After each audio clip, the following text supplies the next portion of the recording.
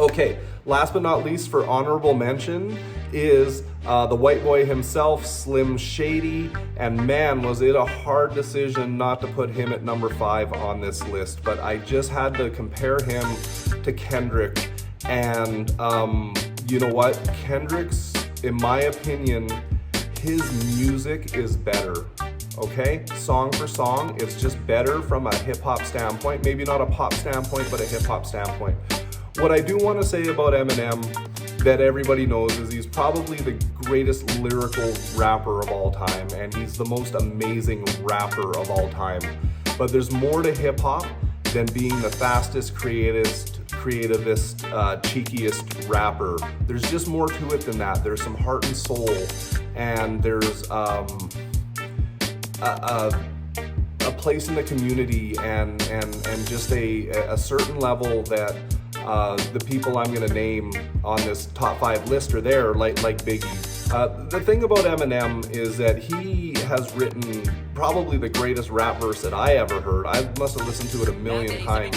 It's the song with Yellow Wolf. It's called Best Friend, and he's like, I'm not a quarterback, but I'm a sinner, or something like that. Anyway, that was just some elite writing, and the double entendre is just so great. And I remember I was listening to that when it came out, and I was pumping it until, you know, my wife and kid were tired of it, and I would just walk up and down the street listening to it in my earphones, and imagining I was, you know, spitting those lyrics, or just thinking, this is why I don't even bother rapping. Why rap?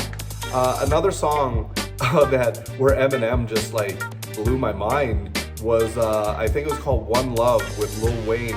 Oh my goodness, that verse in that song was just crazy. It's like, why does anybody bother rapping anymore, right? But here's the thing, there's just more to it than that as far as I'm concerned.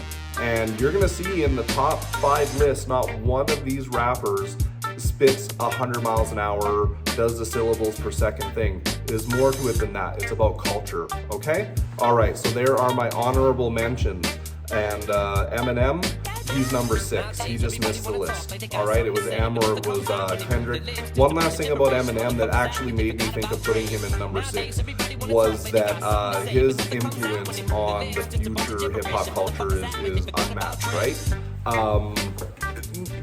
You know, Lil Wayne's after him, but more rappers that I listen to personally think Eminem is the GOAT. But you know what though? This is Johnny Fever TV, and I'm setting down the actual list, okay? Because the rappers themselves, they're biased, right? They're not looking at it from a outside perspective. They're looking at it from a rapper's perspective, what it meant to them. I'm not looking at this from what it meant to me. I'm looking at the big picture.